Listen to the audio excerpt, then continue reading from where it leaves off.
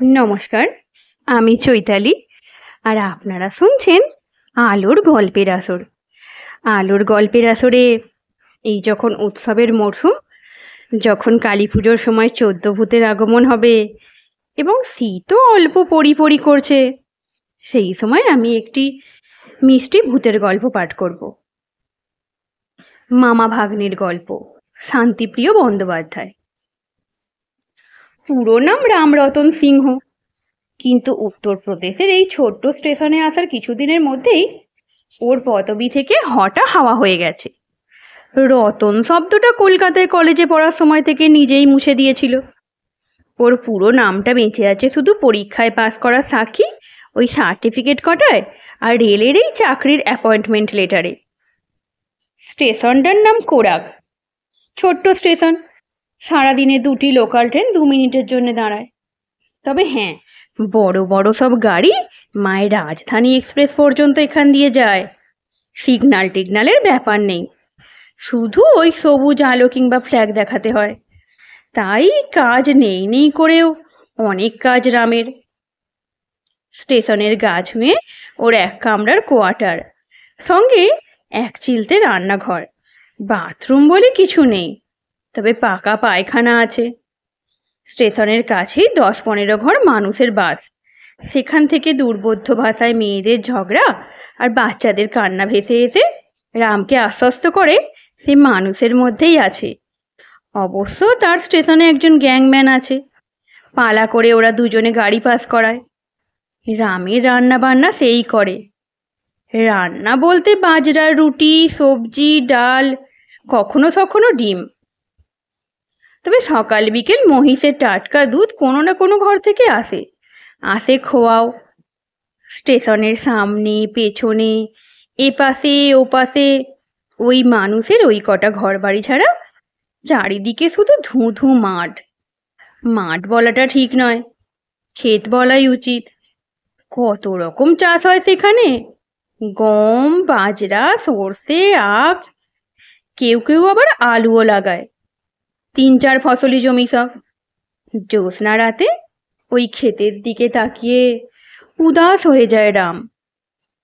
বাড়ির কথা মনে পড়ে, বন্ধুদের কথা মনে পড়ে। একসময় হুড়মুড় করে মেল ট্রেন এসে যায়। রাম তাড়াতাড়ি উঠে সবুজ আলো নিয়ে দাঁড়ায়। ঘুমন্ত ট্রেন নিয়ে ইঞ্জিনটা দানবের মতো ছুটে যায়। গরমের সময় দিনের বেলায় হু হু লু বয়, তাও সহ্য করতে পারে রাম। কিন্তু শীতের কটা মাস যেন কাটতে চায় না। আগুন জ্বালিয়েও গা গরম হয় না। হিমেল হাওয়ার ঝাপটা ওকে জমিয়ে শক্ত বরফ করে দিতে চায়। শৈত্যপ্রবাহ দিনের পর দিন চলে। মরা রোদে তখন গা তাতে না। একদিন শিশির জমে যায়। কাঠি দিয়ে দাগ কাটার মতো টানলে গুঁড়ো গুঁড়ো সাদা তুষার উঠে আসে। গ্যাংম্যান সুরজ কাঠ পাতা টাতা জোগাড় করে আগুন ধরায়।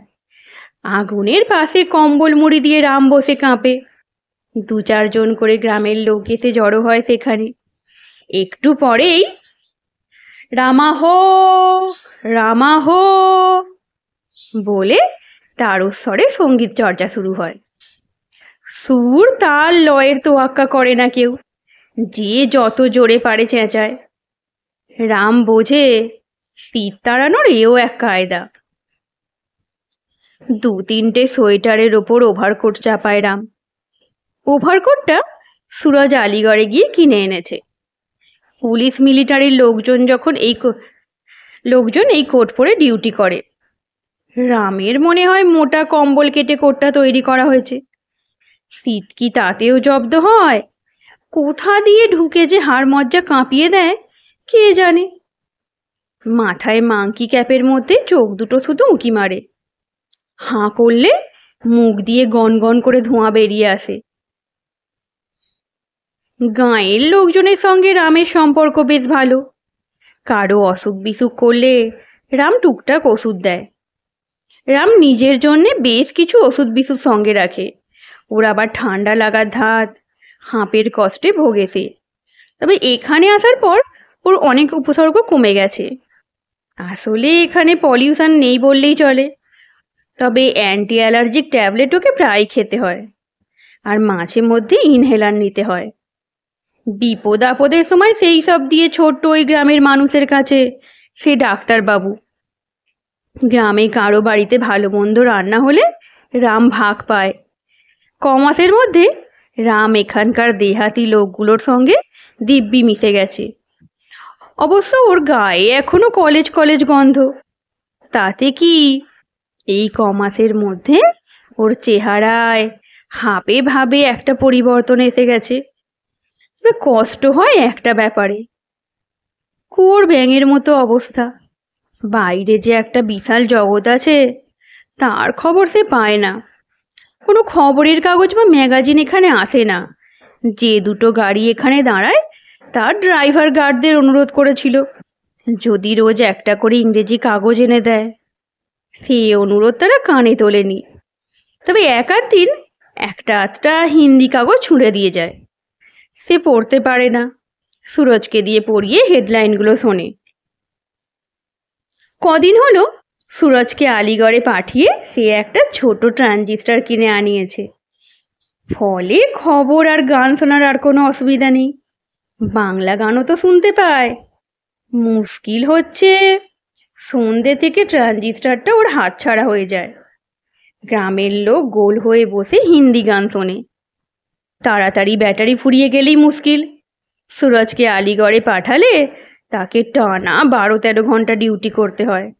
সকালের গাড়িতে গিয়ে ওর আস্তে আস্তে রাত 8-9 হয়ে যায়।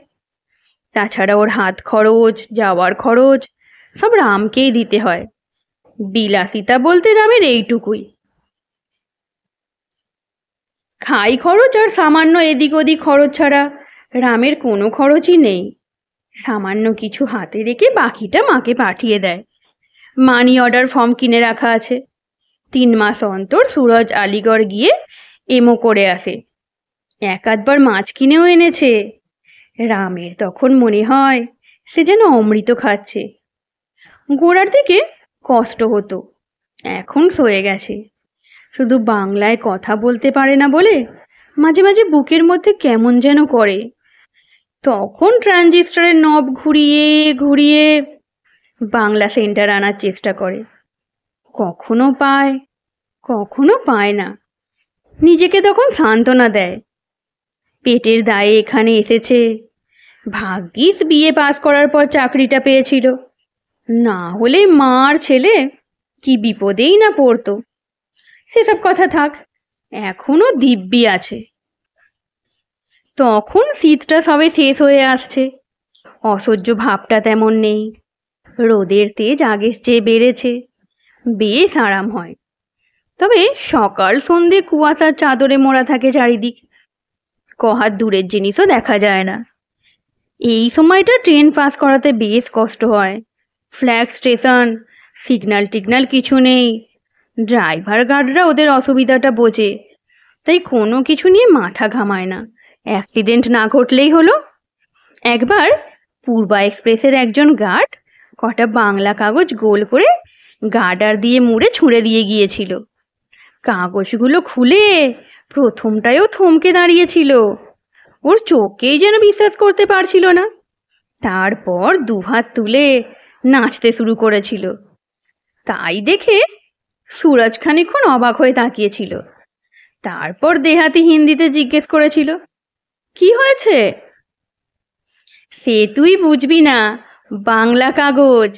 বাংলা কাগজ, কতদিন পরে বাংলা পড়তে পাবো। সেই কাগজগুলো এখনো যত্ন করে রাখা আছে। মাঝে মাঝে 1000বার পড়া খবরগুলোর ওপর রাম চোখ বুলোয়। আর কাক ভোরের আগে পূর্বা যখন এই অজ স্টেশনের ওপর দিয়ে দুলকি চালে ছুটে যায়, তখন রাম চাতক চোখে গার্ডের কামরার দিকে তাকিয়ে থাকে। হিন্দি কাগজ 2-1 দিন এলেও বাংলা কাগজ আর আসে না। সেদিন সকালে সামনের ক্ষেত থেকে খানিকটা মটরশুঁটি তুলে নিয়ে রাম খেতে খেতে হাঁটছিল। ঠান্ডা হাওয়া দিচ্ছিল।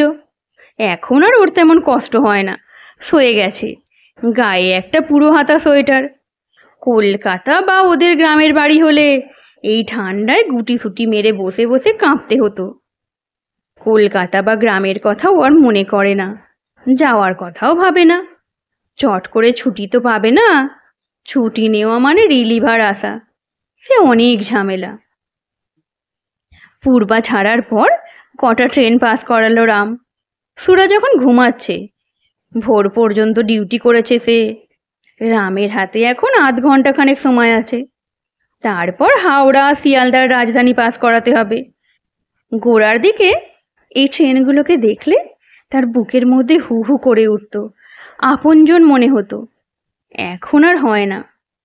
সময় আর পরিবেশ সব কিছুর ওপর সহ্য করার অদ্ভুত একটা প্রলেপ ভুলিয়ে দেয় সব কষ্ট, সব জ্বালা। তবু এক এক সময় সব কিছু অসহ্য মনে হয়। তখন কলুটলা থেকে কেনা সেকেন্ড হ্যান্ড রবীন্দ্র রচনাবলীর খণ্ডটা খুলে বসে।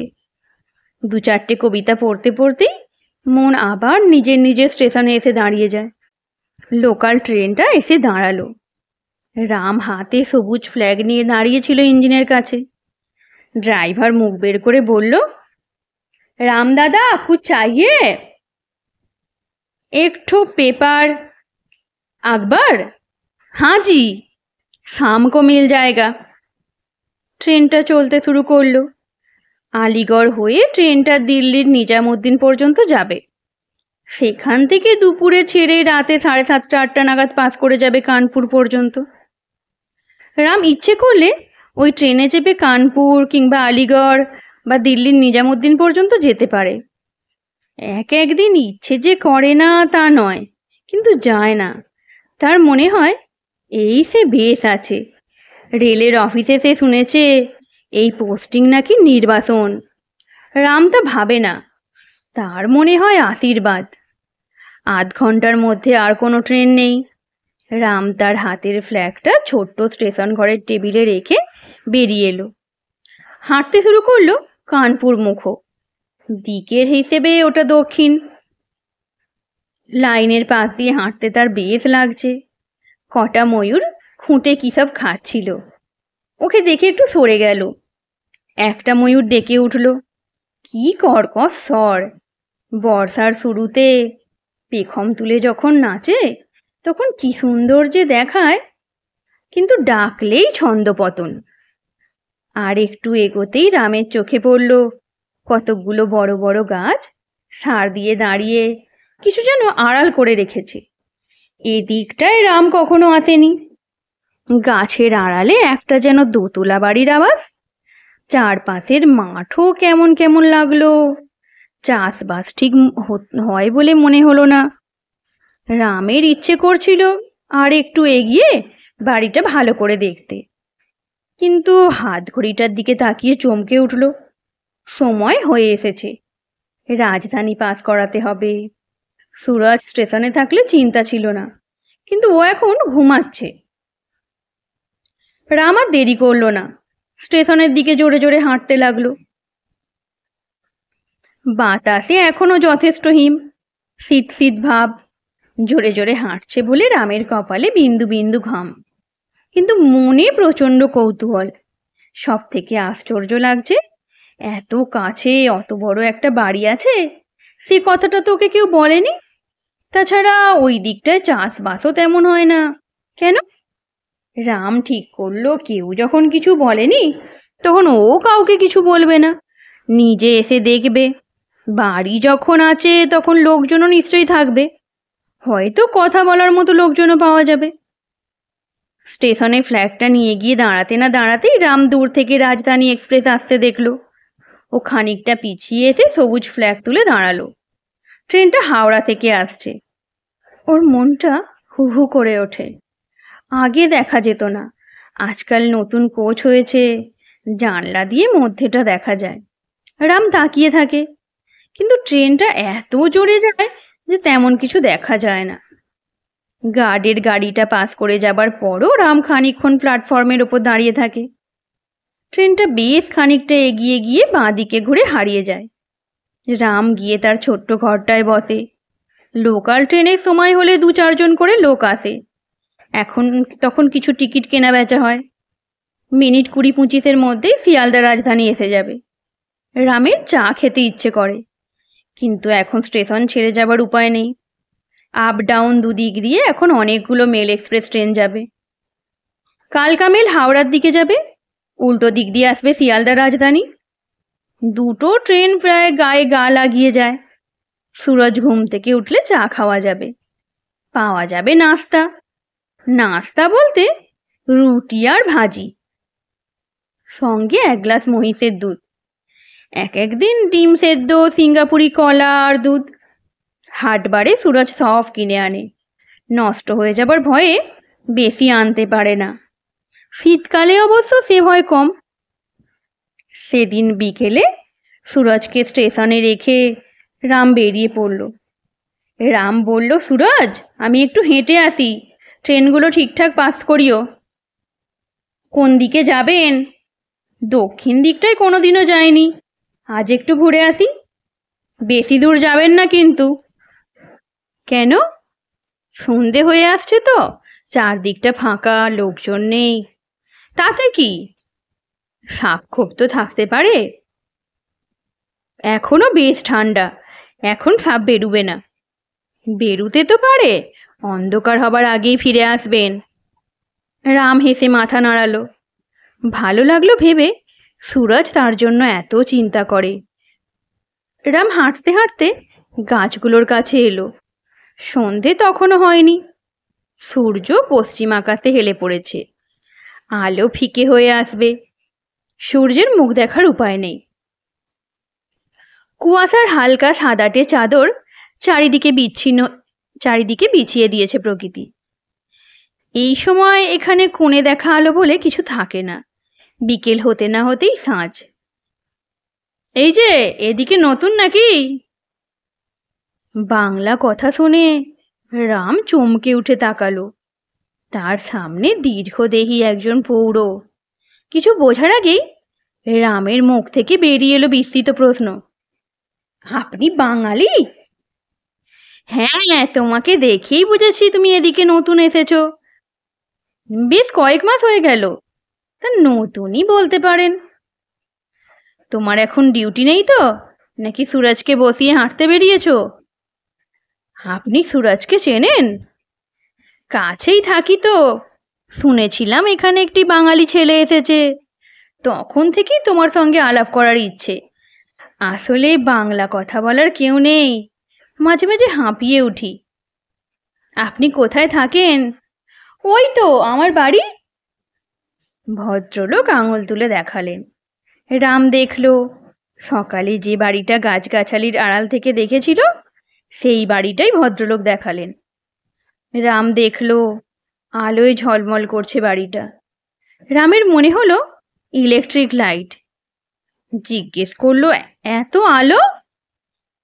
অবাক হলে তো সবাই হয়, কাছে গেলেই বুঝবে ডায়নামো চলছে। তাই বলুন, আজকাল যে কেউ আর ডায়নামো ব্যবহার করে না তা সে জানে। নানা ধরনের ছোট বড় ইনভার্টার এসে গেছে।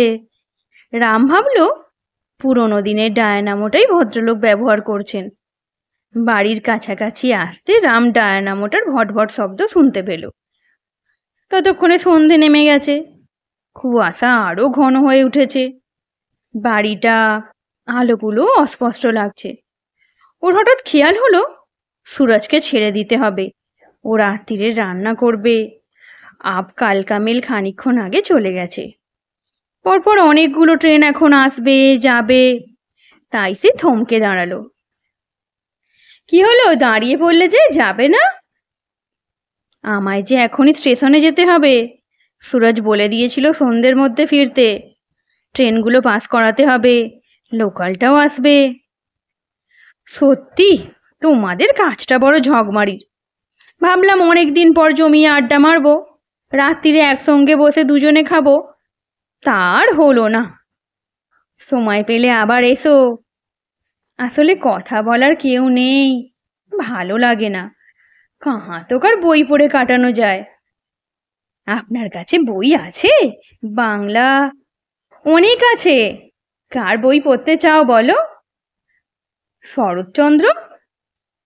পুরো সেট আছে, নিয়ে যেও। তাহলে দেখছি তাড়াতাড়ি আসতে হবে। সকালের দিকে আমায় নাও পেতে পারেন, নাও পেতে পারো। বুঝতেই পারছো বিস্তর জমি জমা, দেখাশোনা করতে হয়। ঘোড়ায় চড়ে চারদিকটা ঘুরতে বেরোই। অনেক জমি জমা? হ্যাঁ অনেক। দেখুন দেখি, আপনার নামটাই আমার জানা হয়নি। অরবিন্দ চৌধুরী, সকলে চৌধুরী সাহেব বলে। তবে তোমার স্টেশনের কাছের গ্রামে কাউকে আমার নাম বলো না, সুরজকেও না। ওদিককার জমির মালিকের সঙ্গে আমার শত্রুতা। ওরা আমার জমি জমা দখল করে নিতে চায়। আমি একা মানুষ, অসুস্থ। আপনি অসুস্থ? দেখে মনে হয় না তো। Multiple sclerosis. কিছু বুঝলে না তো? নার্ভের অসুখ। এই অসুখে শরীরের এক একটা করে অর্গান নষ্ট হয়ে যায়, তখন মরে বেঁচে থাকতে হয় অসহায়ের মতো। সে যে কি কষ্ট ভাবতেও পারবে না। কোনো চিকিৎসা নেই। এই রোগটা এদিকে হয় না, চিকিৎসাও নেই। আপনাকে দেখে তো মনে হচ্ছে না আপনি এইরকম একটা অসুখের শিকার। হঠাৎ হয় না, একটা একটা করে অর্গান অকেজো হয়ে যায়। আমারও শুরু হয়েছে। আমার কেউ নেই, চাকর বাকরদের ওপর নির্ভর। তাই বড় ভয় করে। আপনার কোনো ভয় নেই। আমি যতদিন এখানে আছি আপনার কোনো অসুবিধা হবে না। যা করার আমিই করব। তোমার কথা শুনে আমি মনে বড় জোর পাচ্ছি। মনে হচ্ছে আমি এবার কি? ও কথা থাক রাম, তোমায় একটা অনুরোধ করব। অনুরোধ বলবেন না, বলুন কি করতে হবে। তোমায় কিছু করতে হবে না, শুধু আমায় মামা বলে ডেকো। তুমি আমার ভাগ্নে, তোমার সেই পরিচয়ের মধ্যে আমি বেঁচে থাকব। কিন্তু আমার যে বদলির চাকরি, আমায় তো একদিন এখান থেকে চলে যেতে হবে। তখন কি হবে মামা? এই তো তুমি আমায় মামা বলে ডাকলে। আজ থেকে তোমার সব দায়িত্ব আমার। ওই বাজে চাকরি তোমার যাতে বেশি দিন করতে না হয় সে আমি দেখব। এই ডাক শোনার জন্য এতদিন আমি অপেক্ষা করেছিলাম। কিন্তু মামা, চাকরি না করলে যে আমার চলবে না। আমার মা আছেন। মামা থাকতে তোমার কোনো চিন্তা নেই রাম। আর দেরি করো না, সন্ধে উতরে গেছে। আর দেরি করলে সুরজ আবার খুঁজতে বেরুবে। সুরজকে কিন্তু আমার কথা বলো না, কাল আবার দেখা হবে। রাম স্টেশনের দিকে হাঁটতে লাগলো, অরবিন্দ চৌধুরী তার বাড়ির দিকে। দুজনের উপর ধীরে ধীরে পর্দা টেনে দিল কুয়াশার চাদর। ব্যাপারটা সুরজের মোটেই পছন্দ হলো না। রাম কেন রোজ বিকেলে লাইনের ধার দিয়ে দক্ষিণ দিকে হাঁটতে যায়, সন্ধ্যের পরেই অবশ্য ফিরে আসে, আজ পর্যন্ত আপত্তি করার মতো কোনো কারণ ঘটেনি। স্টেশনের কাজ ঠিক মতোই করে, রোজ নিয়ম করে ক্যাশ ব্যাগ কাগজপত্র সবই শেষ লোকাল ট্রেনের গার্ডের হাতে তুলে দিয়ে সই করিয়ে নেয়। আগের মতো খায় দায়, গান শোনে, দরকারে গ্রামের লোকের ওষুধ দেয় শুধু। কিন্তু পুরনো বই সে কোথা থেকে জোগাড় করে এনেছে কে জানে। সময় পেলেই বইয়ের পাতায় মুখ গুজে বসে থাকে। সবই স্বাভাবিক, তবু সুরজের মনে বড় অশান্তি। ওর খালি মনে হয় ভাই সাব ওর কাছ থেকে দূরে সরে যাচ্ছে। দিন কেটে যায়। মামা ভাগ্নের সম্পর্ক এখন অনেক সহজ। রাম কি কি খেতে ভালোবাসে তা অরবিন্দ জানেন। মাঝে মাঝে ডিব্বায় করে খাবার আসে। হামেশাই রাম গিয়ে দেখে তার মামা এসে গেছেন। তার পাশে রাখা হয়েছে একটা ডিব্বা। রাম জানে ওতে তার পছন্দসই কোনো খাদ্যদ্রব্য আছে। এও জানে সবটাই তাকে খেতে হবে। মন ভরে ওঠে খেতে খেতে। সে ভেবে পায় না বাংলার খাবার উনি কোথা থেকে আনেন। একদিন জিজ্ঞাসা করাতে বলেছিল, বাঙালি বাড়িতে বাংলার খাবার হবে, এতে অবাক হবার কি আছে। এইভাবে মাস 2-3 কেটে গেছে। এর মধ্যে একদিন কিন্তু রামকে উনি বাড়ি নিয়ে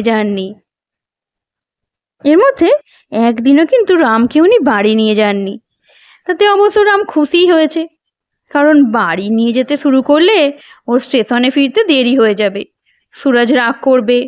রাম আর একটা ব্যাপারে খুশি, কতদিন পরে সে আবার বাংলায় কথা বলতে পারছে। সেদিন বিকেলে রামের মনে হলো ওর মামা যেন একটু গম্ভীর, একটু অন্যমনস্ক।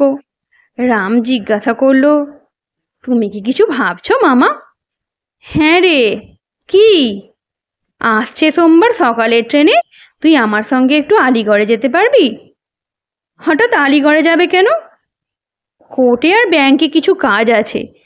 একা যেতে ভরসা পাচ্ছি না।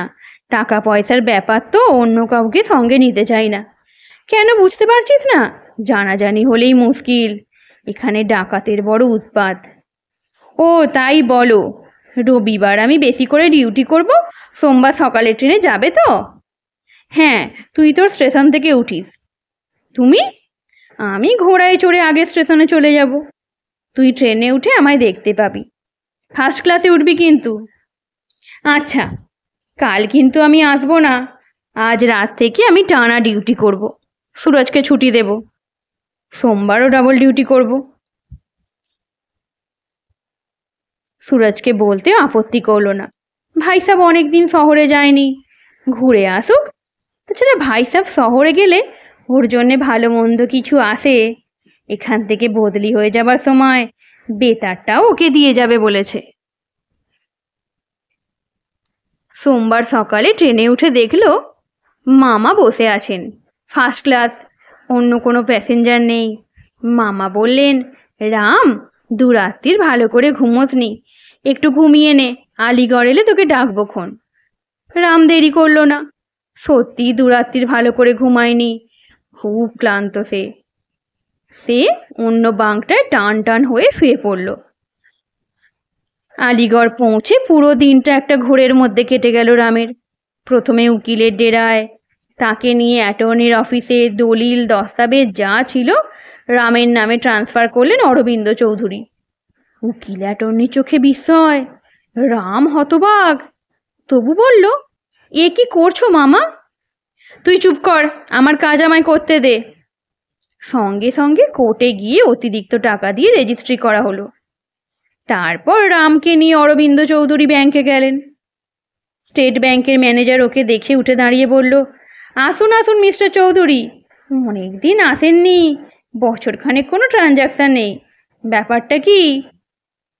হাসলেন চৌধুরী, বললেন, আমার সব অ্যাকাউন্ট, ফিক্সড ডিপোজিট যা আছে সব এক্ষুনি আমার এই ভাগ্নের নামে ট্রান্সফার করতে হবে। এর নাম রামরতন সিংহ। কি বলছেন মিস্টার চৌধুরী? রাম আর্তনাদ করে উঠল, এসব কি করছো মামা? তার চোখে জল। ম্যানেজারের দিকে তাকিয়ে বলল, ওকে আপনি একটু বোঝান। তারপর মামার দিকে তাকিয়ে বলল, তোমার শরীর ঠিক আছে তো? কেন এমন করছো? সে তুই বুঝবি না। তারপর ম্যানেজারের দিকে তাকিয়ে বললেন, নিন চটপট করুন, আমাদের বিকেলের ট্রেন ধরতে হবে। আর এই চেকটা ধরুন, 1,00,000 টাকা আমাদের আনিয়ে দিন। অ্যাকাউন্ট ট্রান্সফার করা এমন কিছু ঝামেলার ব্যাপার নয়, সবই পেপার ওয়ার্ক। রামকে সই করতে হলো অনেকগুলো, মিস্টার চৌধুরীকে কম। পাসবই, ফিক্সড ডিপোজিটের বই, চেক সব যখন ম্যানেজার রামের হাতে তুলে দিয়ে বললেন, স্যার, আপনার সেভিংস অ্যাকাউন্টে 20,00,000 টাকা আর ফিক্সড 5 কোটি টাকা আছে। রাম কিছু শুনতে পেল, কিছু পেল না। ম্যানেজার 1,00,000 টাকা মিস্টার চৌধুরীর দিকে এগিয়ে দিয়েছিলেন। তিনি কিন্তু বললেন, রাম, টাকাটা নে, সামনে অনেক খরচ আসছে। অবশ্য লোক পাঠিয়ে ব্যাংক থেকে আরও টাকা তুলে নিয়ে যেতে পারবি, আর দেরি করিস নে, ট্রেনের সময় হয়ে আসছে। ব্যাংক ম্যানেজার বললেন, স্যার, আপনাদের জন্য গাড়ির ব্যবস্থা করি? আমার খুব খারাপ লাগছে, আর চাটা কিছু খেলেন না। থ্যাঙ্কস ফর দ্য অফার, আজ আমাদের খুব তাড়া। একটা কথা মনে রাখবেন, আজ খেতে আপনাদের ক্লায়েন্ট কিন্তু অরবিন্দ চৌধুরী নয়। আজ থেকে আপনাদের ক্লায়েন্ট কিন্তু অরবিন্দ চৌধুরী নয়, আমার ভাগ্নে রামরতন সিংহ। ইয়েস স্যার, নমস্কার স্যার। ম্যানেজার ব্যাংকের গেট পর্যন্ত ওদের এগিয়ে দিলেন। স্টেশনে এসে অরবিন্দ চৌধুরী বললেন, রাম, তুই ফিরে যা, টাকাটা সাবধানে রাখবি, আর দেশে গিয়ে তোর মাকে তাড়াতাড়ি নিয়ে আসবি। তুমি যাবে না? রামের বিস্ময় বাদ মানে না। আমার একটু কাজ আছে, আমি কাল যাব। সুরজের জন্য তো কিছু কেনার সময় পাসনি, এইটে ওকে দিস। মিস্টার চৌধুরী একটা প্যাকেট এগিয়ে দিলেন। এটা কি? রাত্রিরে খুলে দেখিস, আর শোন, ফার্স্ট ক্লাসে একা যাস নে, তুই গার্ডের গাড়িতে গিয়ে ওঠ, তাড়াতাড়ি ট্রেন ছাড়ার সময় হয়ে গেছে। সঙ্গে অতগুলো টাকা আছে, একটু সাবধান হওয়া ভালো। যা যা, দেরি করিস নে। রাম মামার মুখের দিকে তাকালো, ভালো করে দেখতে পেল না। মনে হলো মামার চোখ দুটো যেন ছলছল করছে। এর পরের কাহিনী সংক্ষিপ্ত। রাম বাড়িতে গিয়ে মাকে নিয়ে এসেছে, কিন্তু তার মামার দেখা নেই। কদিন গিয়ে ঘুরে এসেছে, মার কাছে অবশ্য কিছুই ভাঙেনি। রাম যে এখন নগদ কোটি কোটি টাকা আর বিষয় সম্পত্তির মালিক তা কেউ জানে না।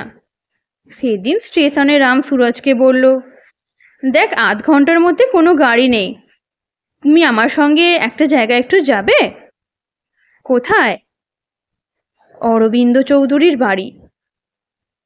নামটা শুনে সুরজ ভূত দেখার মতো চমকে উঠল, প্রায় চেঁচিয়ে বলে উঠল, কি নাম বললে? অরবিন্দ চৌধুরী? হ্যাঁ, উনি আমার মামা। আপনি? ঠিক তা নয়। আরে ভাই, इसलिए तो बोला था उधर मत जाओ। কেন, কি হয়েছে? আরে ওকে ভূতে পেয়েছিল, নড়তে চড়তে পারতো না, কথা বলতে পারতো না, চোখ দুটো বড় বড় করে তাকিয়ে থাকতো, খাইয়ে দিলে একটু একটু খেত। এ তো এক ধরনের অসুখ। নেহি, ইসে কই বিমারি নেহি। তারপর কি হলো? ওঝা এসেছিল, ঠিক করতে পারেনি, তখন ওঝার কথায় জ্বালিয়ে দেওয়া হয়। না না, এ কি বলছো সুরজ? একটা মানুষকে পুড়িয়ে মারলে, ডাক্তার ডাকলে না? রামের দু চোখে জলের ধারা। সুরজ থতমত খেয়ে রামের দিকে তাকিয়ে থাকে। যাও, মাকে ডেকে আনো, গ্রামের লোকদের ডাকো, আমি এক্ষুনি ও বাড়িতে যাব। ওই ভূতের বাড়িতে? হ্যাঁ হ্যাঁ, ভূতের বাড়ি। একটা মানুষকে পুড়িয়ে মেরেও শান্তি হয়নি, এখন ভূতের বাড়ি বলে অপবাদ দিচ্ছ? ট্রেনটা পাস করানোর পর সকলে মিলে চৌধুরী বাড়িতে এলো। বাড়িটা ভেঙে চুরে যাচ্ছে, দোতলাটা পোড়া পোড়া। মাকে নিয়ে দরজা ঠেলে ঘরে ঢুকলো রাম। ঘরটা একসময় সাজানো গোছানো ছিল, এখন চারদিকে শুধু ধুলো ময়লা, মাকড়সার জাল আর ঝুল। তার মধ্যে দিয়ে একটা ছবি উঁকি দিচ্ছে। রাম এগিয়ে গেল, তারপর চেঁচিয়ে উঠল, এই তো মামার ছবি। ওর মাও এগিয়ে গিয়েছিলেন। ছবিটা দেখে তিনি আর্তনাদ করে উঠলেন, অরু, অরু, এ তো অরুর ছবি। রত্না, ওরে রত্না, এই যে সত্যিই তোর মামা। আজকের গল্প এখানেই সমাপ্ত। গল্পটি কেমন লাগলো কমেন্টসে জানাতে ভুলবেন না।